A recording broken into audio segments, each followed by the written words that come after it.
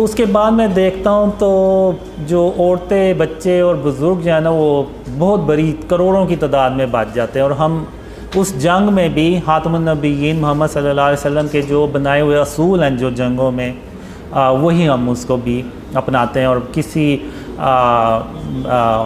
यानी बच्चों को और बुज़ुर्गों को, औरतों को नहीं मारते। तो वो बच जाते हैं। तो वो फिर पाकिस्तान को पैगाम देते हैं कि या तो आप हमें भी मार दें या फिर आप हमें अपनी पनाह में ले लें। तो सब फिर हुकूमत ऐलान करती है कि आप दो मर्दों को 2-2, 3-3, 4-4 शादियाँ करें और उन औरतों को पनाह दें। तो उसके बाद फिर मिडल ईस्ट में पाकिस्तान जाता है काले रंग के जंगी जहाज़ लेके, और वहाँ पे रशिया और अमेरिका को शिकस्त देता है और पाकिस्तान अकेला जो है ना वो सुपर पावर बन जाता है। तो उसमें जो मैंने ड्रीम्स में देखा है कि जो हम यूरोप में जाने लगते हैं तो वो पहले ही हाथ खड़े कर देते हैं और वो जंग नहीं करते। वो कहते हैं आए आप और हम पे हुकूमत कर लें, इस तरह का कोई सीन होता है। और फिर पाकिस्तान जो है वो पूरी दुनिया में जब ख़ातमुन नबिय्यीन मोहम्मद सल्लल्लाहु अलैहि वसल्लम का सच्चा इस्लाम फैलाता है तो पूरी दुनिया अमन से भर जाती है। लेकिन इसका जो स्टार्ट है ना वो पाकिस्तान से होगा। तो इस तरह से मैंने ये देखा है कि दुनिया कैसे अमन से भरती है। फिर उसके चंद साल बाद दज्जाल जो है वो बाहर आ जाता है। फिर दज्जाल से एक बहुत बड़ी जंग होती है जिसमें तकरीबन 2 से 2.5 अरब लोग मारे जाते हैं। उनमें ज़्यादातर तादाद मुसलमानों की होती है। तो फिर उसके बाद दज्जाल के बाद फिर ईसा अलैहिस्सलाम आते हैं। फिर जो मैंने ड्रीम्स में देखा है कि अल्लाह मुझे ना जब दज्जाल आता है ना तो कुछ लोग होते हैं, उनको अल्लाह कहता है कि इनको ले पहाड़ में ले जाके ना तो छुपा दो। अब वो एक पहाड़ होता है, उसके अंदर वो सारा तराशा होता है, अंदर पूरी एक बिल्डिंग सी बनी होती है, सब कुछ सारी सहूलतें होती हैं, अंदर रहने के लिए सारा फूड का इंतज़ाम होता है और वो वहाँ पे रहते हैं। और मैं उनसे कहता हूँ कि जब तक मैं ना हूँ आप लोगों ने इधर ही रहना है। तो फिर जब मैं दोबारा जाता हूँ तो वो ट्रेन पे उनको बिठाता हूँ और फिर वो ट्रेन पे हम जब जा रहे होते हैं तो याजूज माजूज रास्ते में हमारी ट्रेन पे अटैक करते हैं। तो अल्लाह जो है वो हमें बचा लेता है याजूज माजूज से भी। और फिर हम ईसा अलैहिस्सलाम के पास पहुँचते हैं और फिर ईसा अलैहिस्सलाम के साथ रहना शुरू हो जाते हैं। और फिर उसके बाद एक कोई बीमारी आती है जिसमें वो 2 से 3 हफ्ते में सारे मुसलमान जो है ना वो अल्लाह को प्यारे हो जाते हैं। तो उसके बाद शैतान जो होता है वो भी इंसानों की शक्ल में आ जाता है और जो कुफ़ार होते हैं यानी वो बदतरीन लोग होते हैं। अब जब ईसा अलैहिस्सलाम आते हैं तो एक तरफ उम्मत के बेहतरीन लोग होते हैं और दूसरी तरफ आप कह लें कि इंसानी तारीख़ के बदतरीन लोग होते हैं। तो मुसलमानों के बाद वो शैतान जो है वो उनमें इंसानों की शक्ल में आ जाता है और वो उनको बहकाता है और फिर उन्हीं लोगों पे अल्लाह जो है ना वो बदतरीन जो लोग होते हैं ना उन पे क़यामत कायम करता है। तो इस तरह से मैंने ये ड्रीम्स में देखा है। अब जो रीसेंट ड्रीम है वो मैंने 3 दिन पहले देखा था, वो भी काले रंग के जंगी जहाज़ों के बारे में था। तो उसमें ये होता है कि पाकिस्तान में यानी तब्दीली आ चुकी होती है और पाकिस्तान तरक्की करने लगता है। तो उसमें वो फिर 3 काले रंग के जंगी जहाज़ आते हैं और उनमें से एक जंगी जहाज़ इंडिया में जाता है अटैक करने। यानी हम चाहते हैं कि यानी शुरू में ही इंडिया को प्रेशराइज़ किया जाए और इन ख्वाबों का फ़ायदा उठाते हुए। तो एक जंगी जहाज़ जाता है लेकिन इंडिया अलर्ट हो जाता है और वो काफ़ी यानी जहाज़ अपने भी उड़ाता है। तो वो जंगी जहाज़ जो है वो ऐसे हवा में खड़ा भी हो जाता है, रुक भी जाता है और फिर वो वेट करता रहता है। चूँकि वो जहाज़ ज़्यादा होते हैं तो वो फिर वापस आ जाता है। तो जब वो वापस आता है तो इंडिया जो है वो जैसे मैच जीतने के बाद पाकिस्तान से वो शोर शराबा करते हैं और हल्ला गुल्ला करते हैं, तो उसी तरह उनके जो सारा करते हैं और उनके जो जहाज़ होते हैं वो भी ऐसे स्टंट करते हैं कि देखो हमने तुम्हारा जो जंगी जहाज़ आया था उसको भगा दिया। तो लेकिन वो जो जंगी जहाज़ है ना वो ऐसे वापस आके ना तो ऐसे नीचे बहुत नीचे परवाज़ करता है। तो यानी इसमें मैं पहली बार यानी देखता हूँ कि वो जंगी जहाज़ ऐसे हवा में रुक भी जाते हैं और ऐसे बहुत लो फ्लाइट करते हैं। जैसे अब ये एक बिल्डिंग है और इधर नीचे इस लेवल पे घर होंगे, तो वो जंगी जहाज़ जो है ना वो रेजिडेंशल एरिए से ऐसे गुज़रता हुआ जाता है ऐसे। वरना नॉर्मली जो मिलिट्री जेट फाइटर्स होते हैं वो इस इतनी लो परवाज़ पे रेजिडेंशल एरिया से नहीं गुज़रते, लेकिन वो गुज़र आता है। तो मैं कहता हूँ कि ये तो यानी बड़ी टेक्नोलॉजी है इस जहाज़ में, ना सिर्फ जहाज़ में बल्कि वो पायलट्स में भी होती है, जाहिर सी बात। वो फिर आहिस्ता से ऐसे अंदर इंडिया के बॉर्डर पे एंटर होता है और 2 मिज़ाइल फायर करता है, एक जो इंडिया की बेस होती है मिलिट्री वो, और एक जो एयर बेस होती है उस पर अटैक करता है, और वो दोनों बेस तबाह हो जाती हैं और वो वापस अपने वापस पाकिस्तान आ जाता है और उनको इंडिया को पता भी नहीं चलता कि कोई आया है और अटैक करके चला गया।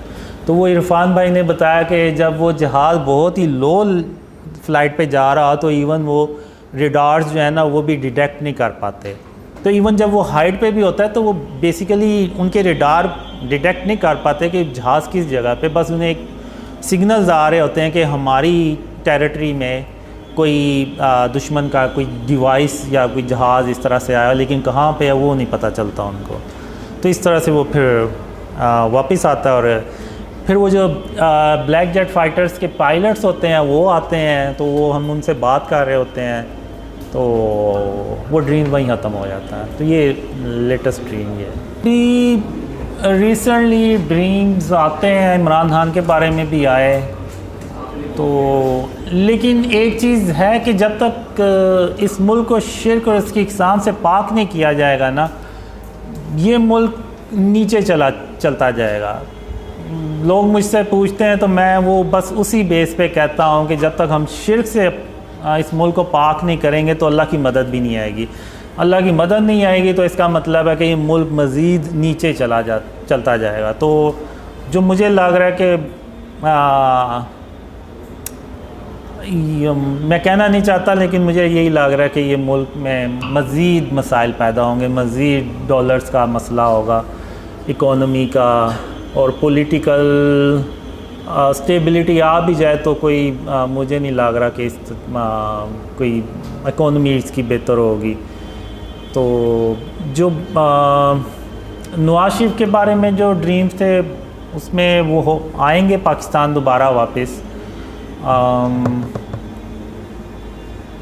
लेकिन अल्लाह खैर करे, बस मैं ये कहूँगा कि अल्लाह पाकिस्तान की मदद करेगा इंशाअल्लाह। लेकिन ये कि जैसे जैसे वो ड्रीम्स फैलेंगे तो लोगों में जो शिर्क और उसकी इक़साम और उसकी अवेयरनेस है वो ज़्यादा होगी, तो लोग अपने आप को बचाएंगे शिर्क से।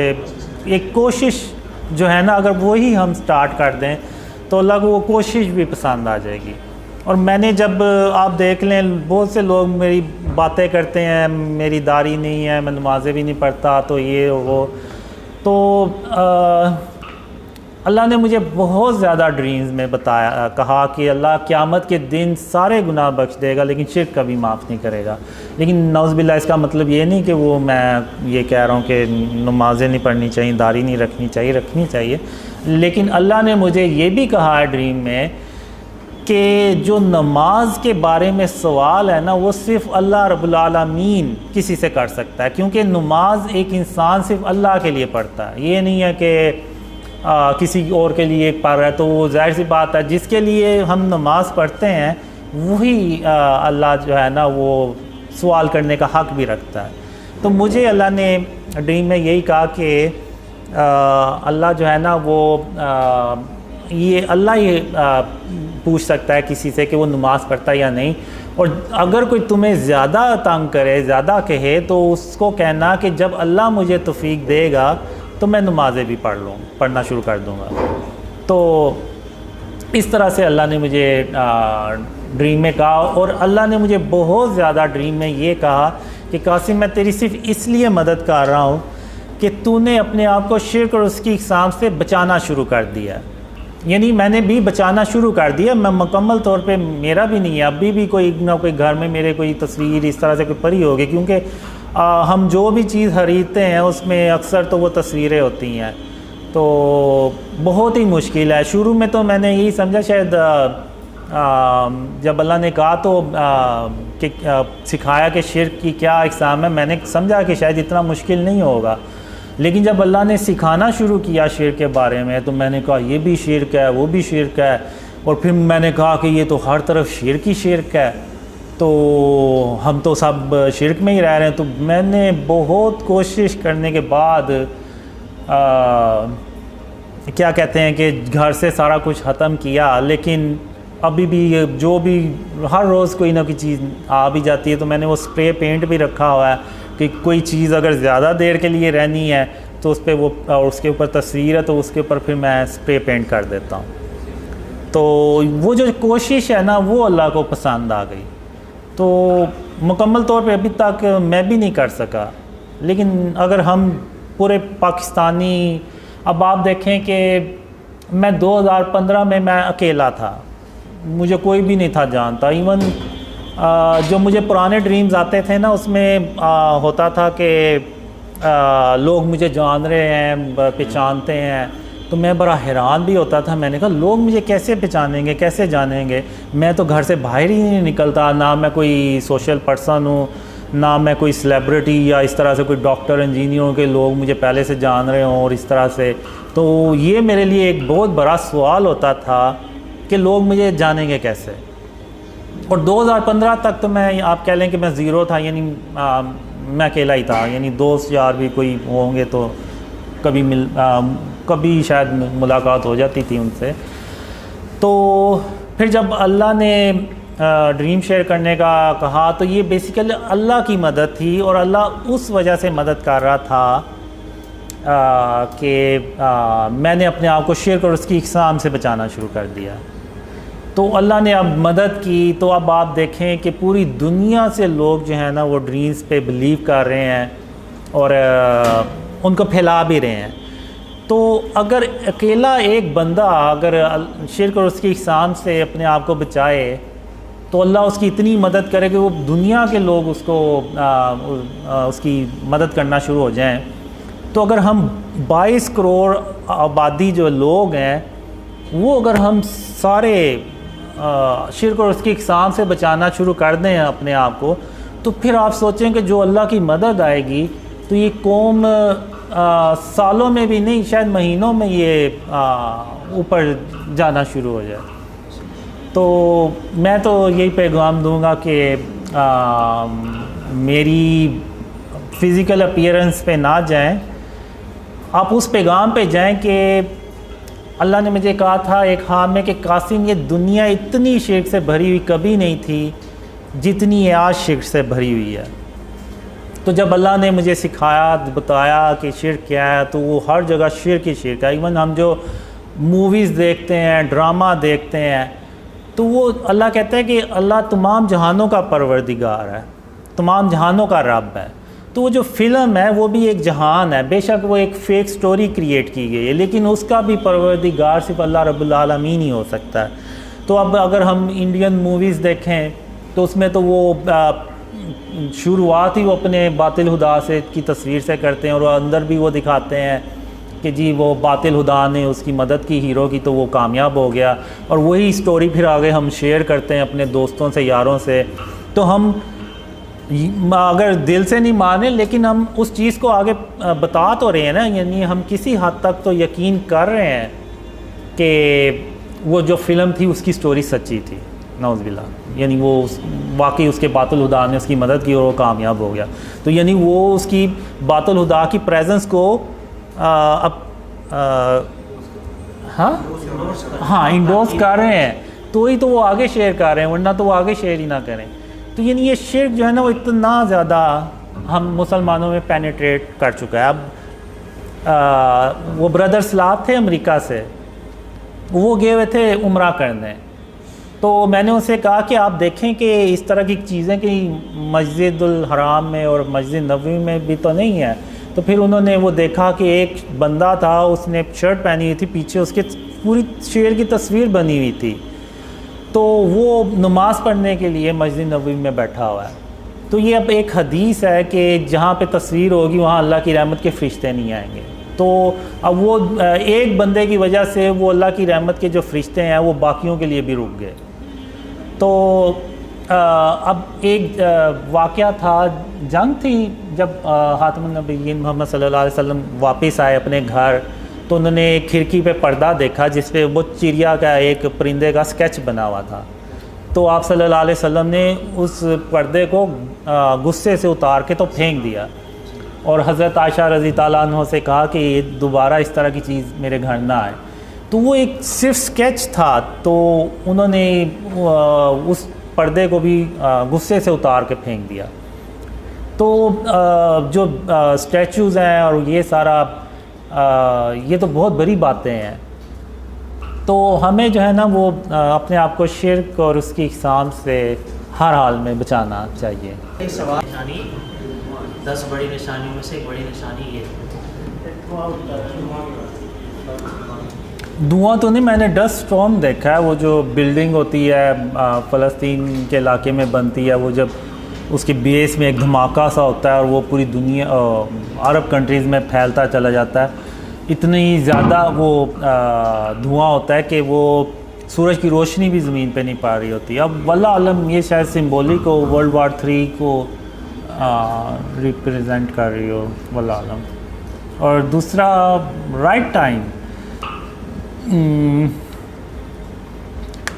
the right time to come to Pakistan is when you see the dreams spread a lot, यानी जब बहुत ज़्यादा ड्रीम फैल जाएं, और means when you see dreams are spreading a lot and we Pakistani started to remove the shirk and its form within the country, then after it the help of Allah will come to Pakistan inshallah, because you are not a Pakistani who will come to Pakistan, so it will be very difficult for you guys to live here in this situation. The current situation is not good.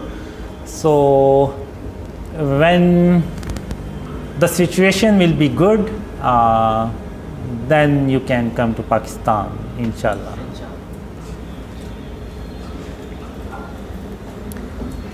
For the Zoom meeting, we were talking about shirk and its form, and I shared my story, how dreams started to come and how Allah helped us, and we talk about Ghazwa Hind, and we talk about current situation, and I shared our latest dream about black jet fighters, which is Brother Talha already translated. So inshallah I will try to share that dream inshallah.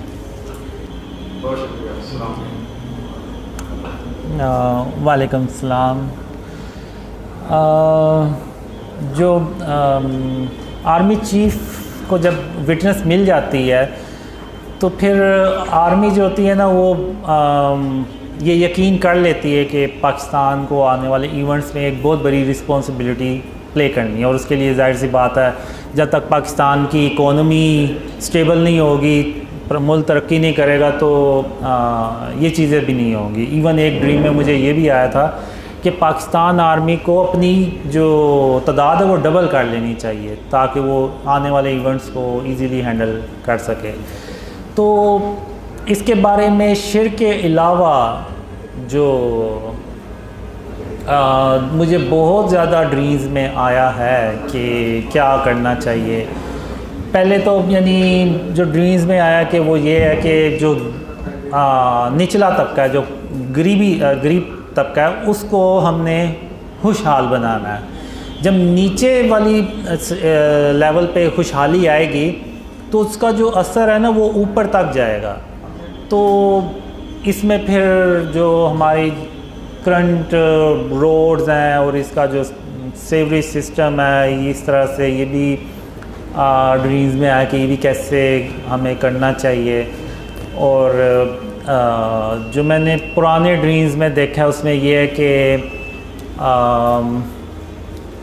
हम एक ऐसा system लेके आते हैं economy का कि जो even Europe के अमेरिका के जो कंट्रीज़ हैं ना वो भी सरप्राइज्ड होते हैं कि ये कैसा सिस्टम लेके आए। इवन हेल्थ का सिस्टम जो मैंने ड्रीम्स में देखा है कि वो हम एक टावर्स लगाते हैं, जैसे अभी आप देखें ना तो टावर्स लगे हुए हैं मोबाइल नेटवर्क के, तो वो जो टावर्स होते हैं ना वो लोगों को स्कैन करते हैं कि इनमें कोई बीमारी तो नहीं डेवलप हो रही, कि उनको पता ना चल रहा हो। अक्सर तो नहीं पता चलता जब तक कि वो सिम्टम्स ना आए, तो वो पहले से ही सिम्टम्स आने से पहले ही वो डिटेक्ट करके तो उसको यानी शुरू में उस बीमारी को पकड़ने की उन टावर्स में ना वो होता है कि वो अलर्ट कर देते हैं। और इसके अलावा फिर हम जो रोड्स के इर्द गिर्द ऐसे मशीन्स होती हैं जिसमें से वो आप कह लें कि कोई जैसे मिस्ट से नहीं निकलती उस तरह से वो निकलती है कि जो इर्द गिर्द के वायरस है ना बैक्टीरिया उनको मार सके, क्योंकि वो जितने भी वो हमने उस वक्त जो ड्रीम में होता है कि वो ज़्यादातर जो वायरस और बैक्टीरिया ट्रैवल करते हैं वो रोड्स और इस तरह से जो ट्रैवलिंग करते हैं लोग उनके थ्रू फैलती, तो उसके लिए वो चीज़ होती है। तो इस तरह से ड्रीम्स में आया और फिर इतना मैंने देखा है कि पाकिस्तान में इतनी खुशहाली आती है कि कोई यानी आपको गरीब नहीं मिलता कि कोई जिसको कोई ज़रूरत हो खाने की या इस तरह से, तो इतनी यानी अल्लाह की रहमतें और बरकतें देखी हैं।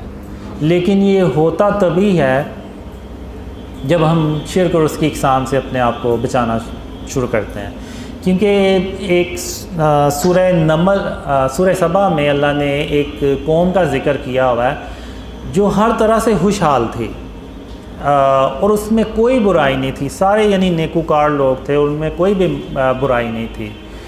तो अल्लाह ने उनको 2 बाग दिए हुए थे जो कसरत से फल लगते थे उनमें, और उसको बेच के तो वो अपनी इकोनॉमी चलाते थे और जो भी उनमें खुशहाली थी वो उन बागात की वजह से थी। लेकिन आहिस्ता आहिस्ता उन लोगों ने ये कहना शुरू कर दिया कि ये जो बाग है ना ये हम मेहनत करते हैं तो ये फल लेके आते हैं, तो अल्लाह ने उन फलों को ना मुर्दा कर दिया।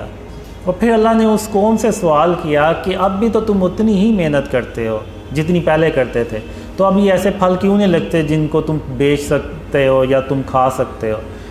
तो यानी बात करने का मतलब ये है कि जब तक हम यानी उन्होंने भी एक तरह से ना अल्लाह से तवक्कल हटा के तो अपने बाजुओं अपनी मेहनत पे ले आए कि यानी ये भी एक फॉर्म ऑफ शेयर किया कि अल्लाह के अलावा किसी और पे तवक्कल कर लेना। तो जब तक हम शिर्क और उसकी इक़साम से अपने आप को नहीं ना बचाएंगे तो आप भूल जाएं कि अल्लाह मदद करेगा। तो यही मैं कहूँगा। I think when dreams spread a lot means a lot of people believes on the dreams like are gathering here, then I think if someone want to come then we can also is able to help them. So without local support it will be very difficult for you guys to settle in Pakistan, but now the situation is about the dream spreading is by the mercy of Allah is a lot. So there is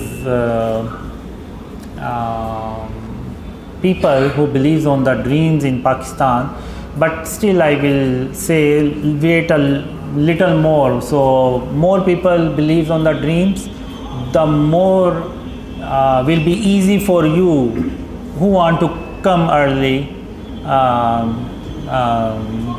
It will be more easy for them to settle in Pakistan because they will have more support.